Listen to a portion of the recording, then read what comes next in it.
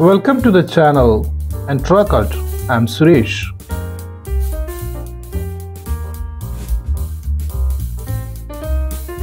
When I stepped in the soil of Calicut, this scene is welcoming me. It has the tremendous glory of warriors like kunjalimarakar who fought against the foreign aggression. It is the land of culture and known for the secularism. Kozhikode, also known in English as Calicut, is a city along the Malabar coast in the state of Kerala in India. It is a metropolitan population of more than 2 million, making it the second largest metropolitan area in Kerala and the 19th largest in India. This kiosk has the story of 70 years selling masala sodas and milk sherbets. You can see a crowd waiting always in front of this shop.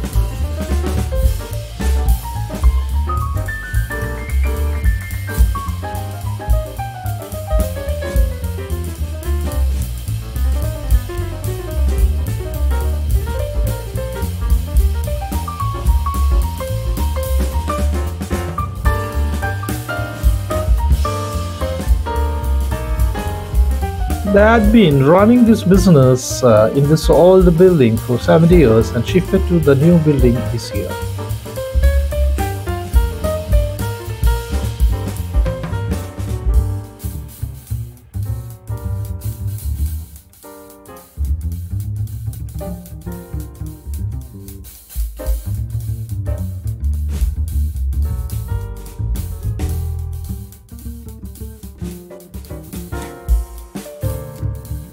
Kozhikode is classified as a Tier 2 city by the Government of India.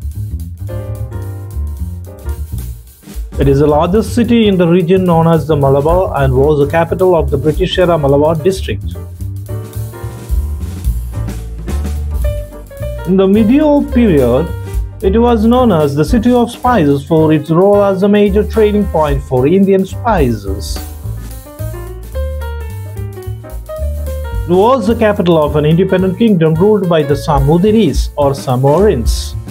The port at Kozhikode acted as a gateway to medieval South Indian coast for the Chinese, the Persians, the Arabs, and finally the Europeans.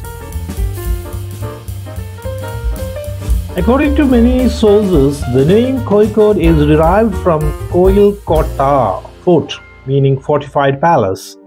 The name also got corrupted into Calicut or its Arab version Calicut and later it anglicized version Calicut. The Arab merchants called it Calicut, Chinese merchants called it Kulifo. A beautiful beach is always welcoming the tourist. Vasco da Gama was sent by the King of Portugal Dom Manuel I and landed in Calicut at Calicut in 17th May 1498. Vasco da Gama's request for permission to leave a factor behind him in charge of merchandise he could not sell was turned down by the king, who insisted that Gama pay customs duty like any other trader, straining the relationship between the two. The King of Portugal sent Pedro Alvarez Cabral in 1500. His agent secured a settlement to erect a factory at Calicut. This, however, precipitated matters between the Arabs and the Portuguese. The Portuguese capture of Arab vessels and ensuing massacre was retaliated by the locals who burned down the factory and butchered half of the Portuguese on land. Gabriel sailed for Cochin, where he was cordially received and allowed to load his ships.